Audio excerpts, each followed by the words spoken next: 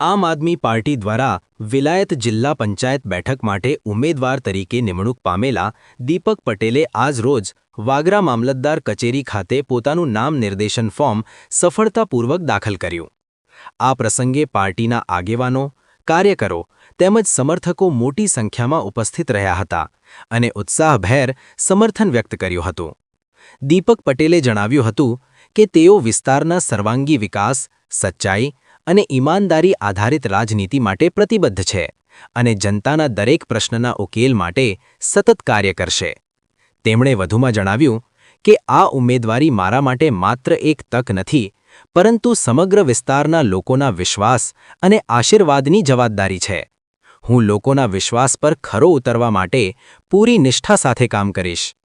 આ સાથે જ તેમણે વિસ્તારમાં વિકાસ, પારદર્શિતા અને લોકો કેન્દ્રિત રાજનીતિ માટે નવા પ્રયાસોની શરૂઆત કરવાનો સંકલ્પ વ્યક્ત કર્યો.